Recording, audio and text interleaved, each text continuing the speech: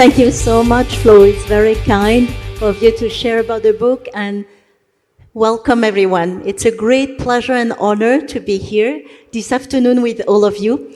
And it's a very special topic. And the topic we'll be discussing, it's very ambitious, and very ambitious company grapples with the art and science of superscaling.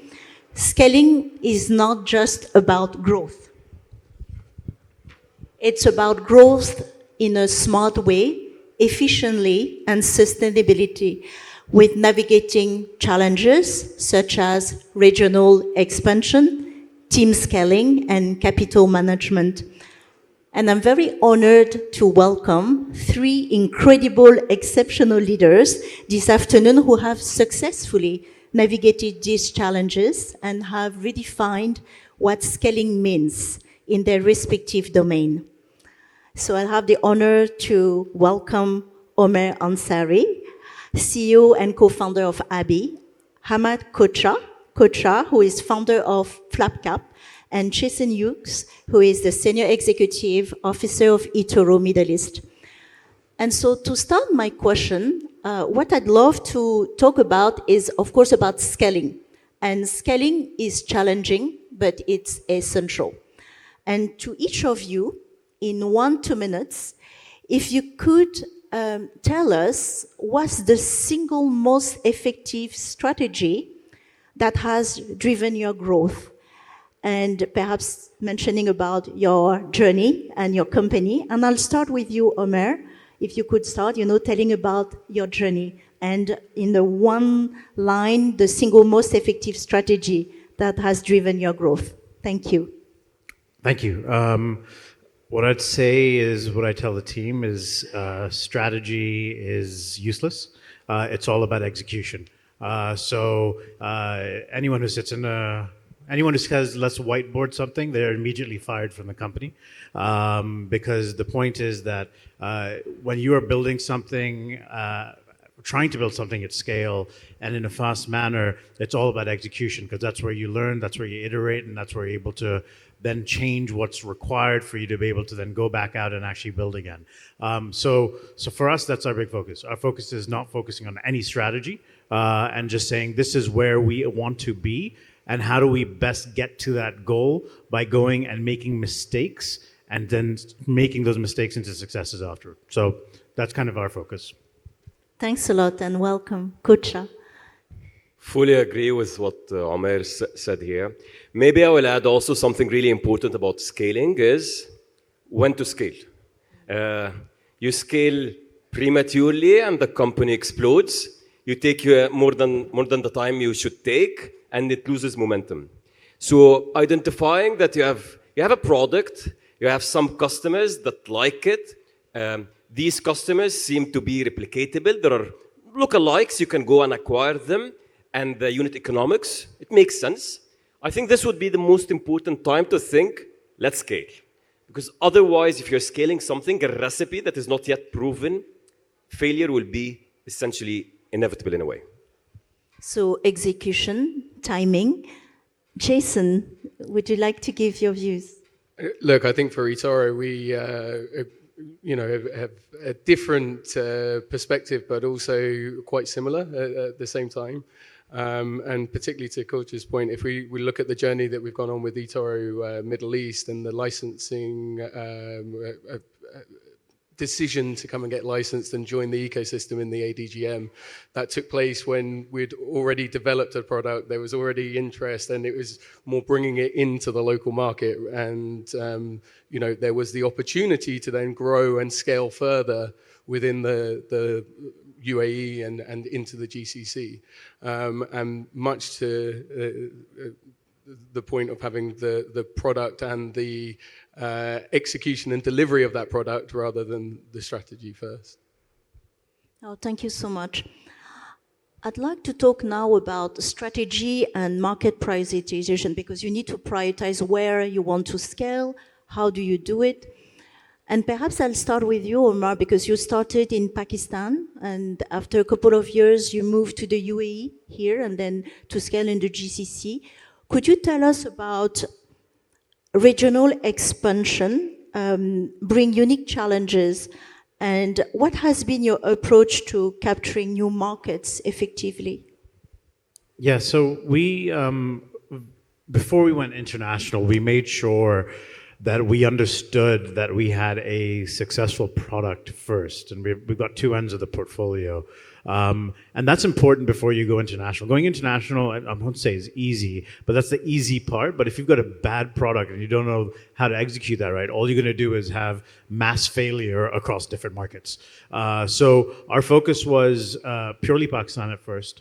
Understand the nuances of the product, understand how NPL cycles happen, make sure you get it into almost a box framework where you and your team is 100% focused and understands how this actually works.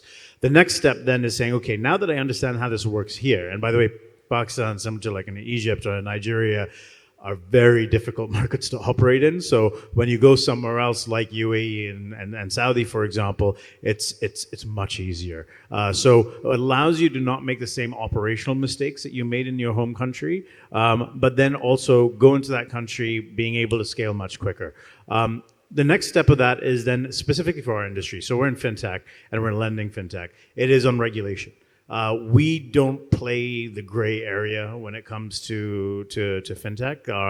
Our whole idea is have the open conversation with the regulator, get them to understand what you're doing. If there's not a regulation around it, that's fine. But trying to do it behind closed doors and then speaking to a regulator after, I think is the worst way of being able to go into new markets. So I think the first conversation you have for a business like us is go speak to a regulator. This is what I've been able to do in other markets. This is what I want to do here. How can I do it? That's one part of it. The second part of it is in terms of partnerships.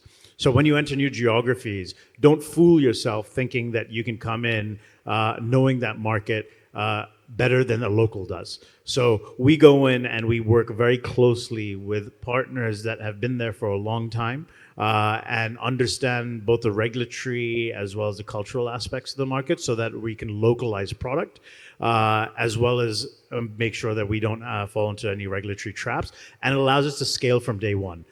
So that's something, for example, over here going through Hub 71 in Saudi, we have Al Raida as a partner over there for us to be able to scale the book and have access to an existing user base very quickly. So long and short of it is that make sure you understand you have a successful product first and then go international. Very good advice. Thanks a lot. Kocha, with FlapCap scaling across the MENA region, how did you access which countries to target first, and what strategies prove most effective in navigating diverse regional markets? So, like we started off in Egypt, we were growing really nicely. However, Egypt's macro was a bit too tough, and honestly, we had for survival reasons, we had to find other markets, more stabler markets, especially for our stage of the company, because we were not yet big enough to be able to access the funds needed if we didn't have enough of size. And at that point, we looked at the different geographical options around us in Egypt. We needed to find a place, of course, that has an economic opportunity, sizable, and second and more importantly, that it has a similar need, a similar problem that we're trying to solve for, and that there are many, or at least some similarities with the tech, the capabilities that we have built to be able to serve to these customers. So, and this is also really important, and you need to find the path with the least friction. If you go maybe a bigger opportunity, a bigger economic opportunity, but it will take years, maybe you cannot afford it. So we kept trying to triangulate here, and we got lucky to find that here in the UAE there is a real opportunity. The customers, the problems we were solving in Egypt are very, very similar here. Adding to it, as Omer has mentioned, the market here is also maturer in many aspects, which adds advantages to our product and makes our lives easier in many ways. Oh, thanks a lot. It's really, really insightful. Jason, you have a totally different also story and perhaps, journey. Could you share about, the journey of eToro, and now you are the country head of UAE and MENA?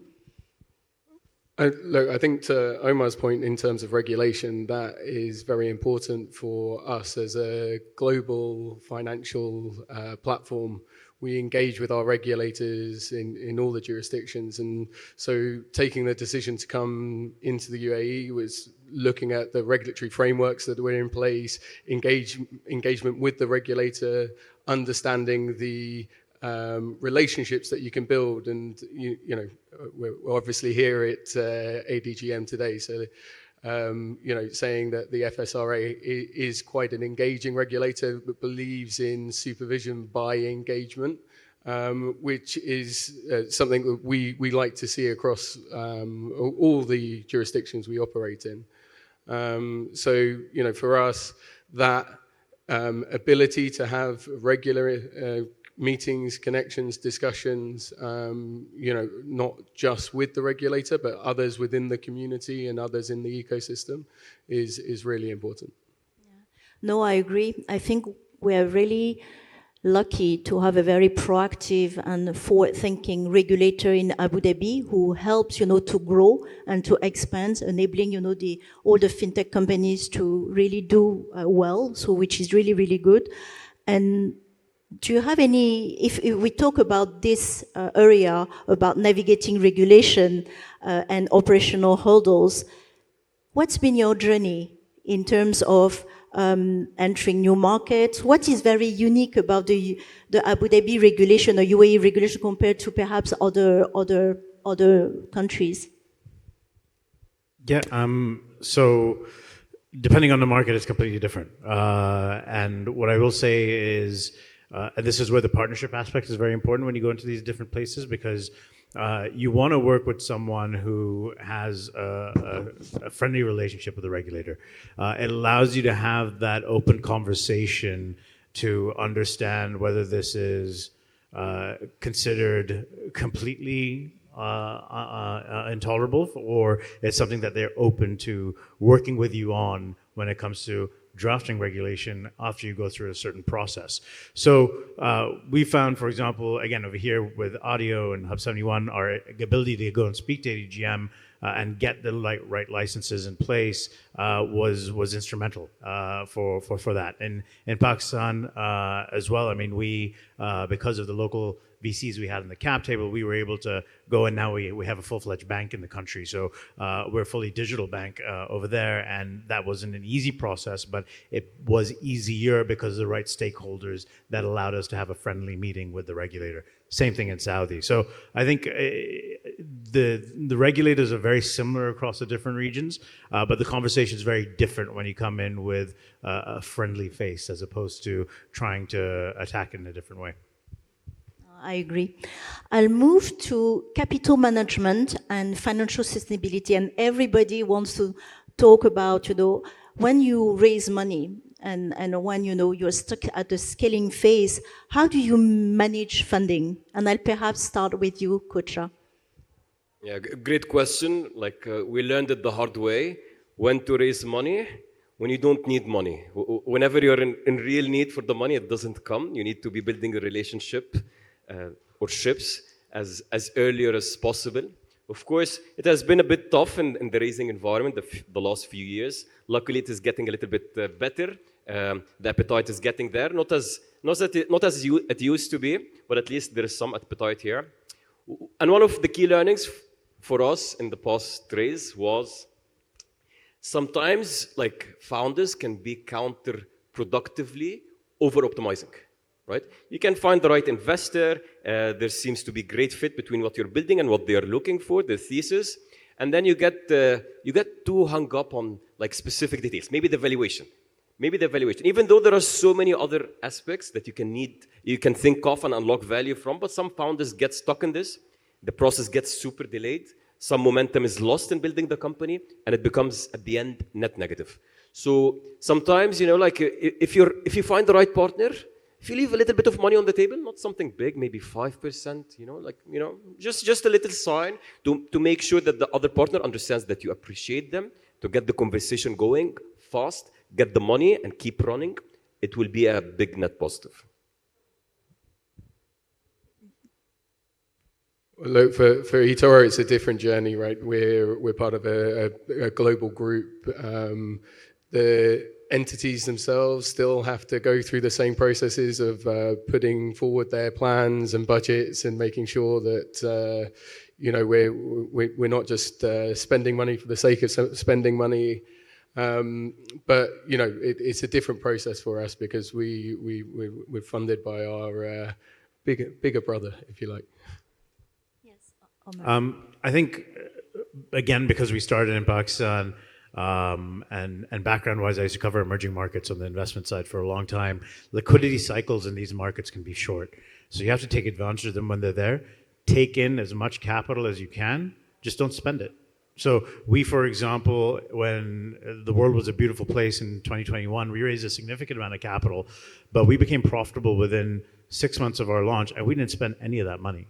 And what that allowed us to do, so the secret of building a large company in emerging markets is just staying alive.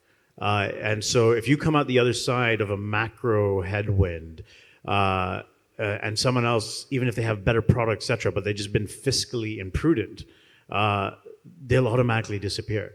So just stay alive. That's the goal, and so don't spend. Thanks. Thank you so much.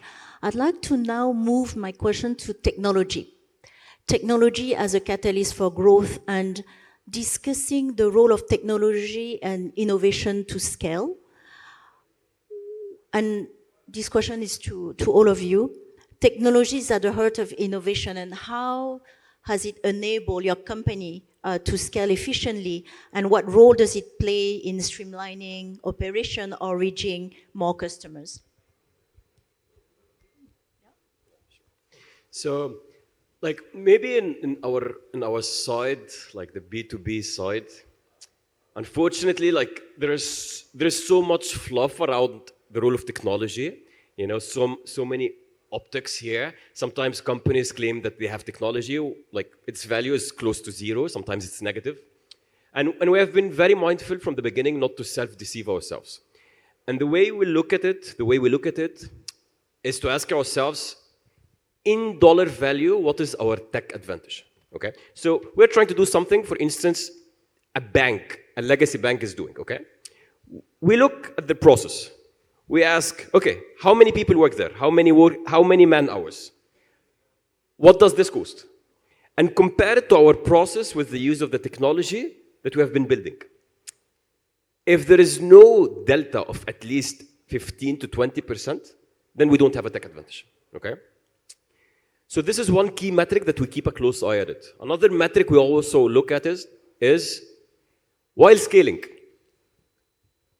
is the scale and number of the employees, the team size is going with the same pace of that of the revenue?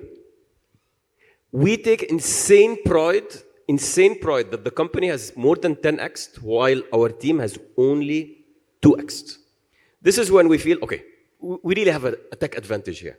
Because again, the operations are getting more streamlined. What has been taking maybe 10 hours last year, now it's taking 5 hours or 4 hours. And this is where the real advantage, the real edge comes in. Dollar value. Not fluff, not big words, dollar value. Thanks a lot, Kocha. Oh, look, Jason. I was going to look at it more from eToro's global perspective, where we have millions of clients around the globe, and trying to service those to a high standard, keeping a good client experience, keeping them engaged, keeping them coming back to our product offering rather than going to one of many competitors is hugely important to us. So, trying to understand, put yourselves in the position of the client, being client-centric, and developing solutions that are better for them. So not just what you like or what sounds good from a soundbite perspective, but implementing real change and creating a good client experience. That's very much at the focus of what we do with technology. Thanks, Omar. Your views on technology. What kind of tools, what kind of technology are you using to actually grow or to innovate? Yeah, so I think both aspects are important. So metrics are the key aspect to know that technology is enabling your business.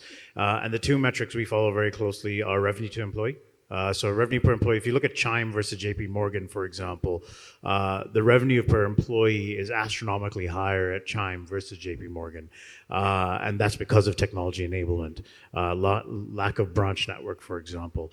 So that's something, again, we follow very closely. And we have actually a smaller team than we did at our peak and have a much higher revenue today than we did back then. So that's one thing that we very closely monitor. The second aspect, which is very important, and if you look at this at mass scale, so you look at Nubank versus a Bradesco, for example, the cost-income ratio of the bank is what tells you that technology is playing a key role. A Bradesco will have a cost-income ratio of north of 55 to 60%, and a new bank will be close to 30%, for example. And so for us, that's something we focus on dramatically. Where is the operating leverage of your business? If you have to consistently increase costs to be able to increase your top line and income, then you're in the wrong business and you're not a technology-enabled business, which is fine, but don't kid yourself. So these are metrics we follow to make sure that we are constantly adopting and improving on technology for us to be able to increase our top line.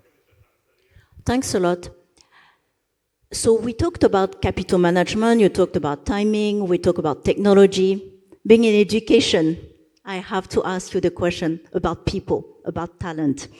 So this year in the UAE, we did a Future Skills Forum where we invited growth startup like yourself, talking about talent and skills. So my question is, scaling at speed requires building strong teams and fostering leadership. What are the unique skills you are after, or what strategies do you use to attract and retain talent while scaling rapidly? And I'll perhaps start with you, Omer. So it's not easy, but it's not tough either. I think the attracting talent has not been a problem as of late. It's the right talent that you need to understand is what your cultural fit is. And that's something you need to understand very early on so that you don't go, and we made the mistakes as well along the way, saying, okay, we'll be a bit lenient when it comes to X, Y, and Z, but what you really want to do is saying, this is our culture and this is who we want to attract in. So that's one part of it. The second part of it is constant innovation. So how do you, I mean, this is, again, goes to the cultural aspect, is how do you make sure that all the way down, everyone is incentivized towards innovation? So, for example, what we've done is we've created an innovation kind of team, but everyone internally is actually incentivized should they come up with a new product. You could be sitting in customer success, for example, or in operations. That has nothing to do with product, but if you come up with a product and we then test that and it's successful, you actually have your salary linked to the revenues of that product. So what we make sure we do is incentivize accordingly to make sure innovation is constantly happening. What that does automatically is that everyone is thirsty to be able to improve their skill set.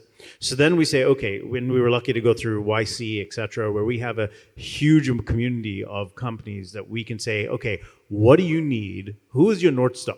So in your role, who do you regard globally as a North Star in that field? And how do I get them to be able to mentor you in some way, shape, or form? So the Endeavor Network helps us with that, for example. We're part of the World Economic Forum as well. That helps us. So a lot of these things really help us to be able to allow for shadowing to take place to build up your talent. Thanks a lot, Omer. Jason, do you want to add your views?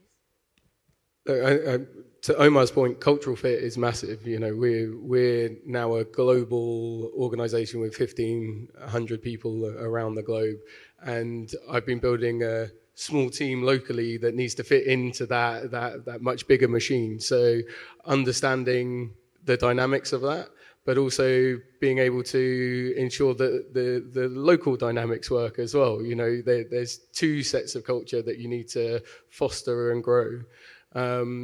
You know, I don't think there's no magic formula to it. I think it's sometimes a gut feel, sometimes it's interactions with individuals and understanding that you can work with that person in a particular way, and seeing how different departments will also interact. But yeah, cultural fit is massive. Culture fit. Do you have any views, Kocha? Maybe to add a point here. like you can think about getting the right people, like upstream and downstream. Upstream, I mean, for someone leading a company, if you put the right effort into hiring the layer underneath you, getting them the best, you solve upstream 80% of the future hiring problems because they will be picking the right ones after them, okay? So this is one. But of course, we need to be reasonable enough to understand, especially if you're moving fast, mistakes will happen, okay? And the worst, and mistakes are normal. What's worse than making a mistake is not fixing it. So, and also like not only for the company, for the employee. If you have the wrong employee in the company, guess what? They will know it. They will go back at home feeling not very well at night. You know, their psychology suffers. I think it's inhumane to leave someone in the company if they're not a good fit for them and for the company, of course. So we don't shy away from letting go of the wrong people. We try to be as generous as possible within our means, you know, leaving at least 3 to 5 months severance. But at the end, mistakes have to be fixed if you do them wrong, and you need to make sure that the people at the top are the right people, or else it gets out of control. No, thanks a lot. Thanks a lot. I have my last question, but a very important one about future, about trends and opportunities. And so what would be your advice or looking ahead of the next 5 to 10 years with, you know, what you are doing, what trends and innovation do you see shaping how businesses scale globally, especially in your respective, you know, company and industry? And what would be your advice? So one thing we're working on right now is how would I disrupt myself? Is kind of the focus. So we have a view, and I have a view personally, that the next level of disruption for us will be blockchain and crypto. So how do we take advantage of that so that we don't become obsolete? So what we're already doing is our entire infrastructure is being transferred onto a blockchain, but more so, and that's a very broad statement to make, but the more important aspect of that is for our funding book. So if you think about it right now, our banking 1.0, 2.0, 3.0 at this point in time is essentially still under local regulation for you to be able to take deposits locally, for you to be able to fund your book, to be able to lend on. My view is going forward, the global user becomes your deposit taking capability. And so what we're doing is creating a blockchain that allows us to then be able to tokenize each of our loans. And therefore, someone sitting in Kansas, for example, could fund one of our employees that we fund in Pakistan, where we're able to generate yield for them. So that's something which we're again pushing forward on, because I think going forward, our loan book is no longer going to be from local funding sources alone. It's going to be from off-ramp and on-ramp chains that we can take advantage of. I fully agree with Omer. My biggest worry at this point is how not to be disrupted. So we are supposed to be the disruptors in a way, but with what's happening in the AI and the LLMs, I believe personally that AI will be the biggest value creator in the next 10 years. And when we started FlapCap, this was FinTech 1.0. FinTech 1.0. FinTech 2.0 will not be asking how AI can drive operational efficiency in my company. It will be asking how can AI and LLMs reinvent lending and financing in general. So what I'm trying to solve for at this point is, if I'm starting FlapCap today from scratch, what would be different given the technology and the evolution in AI? Tough thing to handle, because you have the tension, you need to grow, you cannot afford taking a lot of time to think and disrupt. But on the other hand, if we don't disrupt ourselves, the new companies, we will be the incumbents for them, and we will be sitting ducks. We will be sitting ducks, essentially. Very good advice. Jason, what's your view? Look, I think we have to congratulate ourselves for only mentioning AI in the last answer to the final question. For us, we just did a AI hackathon in our headquarters, and there is a huge focus on that across the fintech landscape at the moment. I think it's making sure that all areas of the business get covered, because if you're producing for example, marketing materials with your AI solutions, but you haven't got your regulatory sign off for your marketing compliance in place, then both parts of your business need to move together. So it's making sure that you've got it coming across your whole ecosystem and everything coming up together. But we completely agree, AI is one of the main areas of focus. So we have 1 minute left. Shall I challenge myself? Ask you one minute each. If you could offer one piece of advice, because some of them may be entrepreneur in the audience, what would be your advice to preparing to their next big move? Where would it be? An advice to entrepreneurs? As in to become an entrepreneur? Yes. Don't do it. Don't do it. I think to be an entrepreneur, you need to be to have this sort of dissonance in your mind. You need to be accepting that most probably you'll not succeed, but at the same time have this unrealistic belief that you will succeed. Yeah. Good luck. I'm not one, so I can't give any advice. No, thank you so much. I think we've learned a lot. We covered a lot. I appreciate, your amazing, insightful knowledge, and thanks a lot for being with us. Thank you.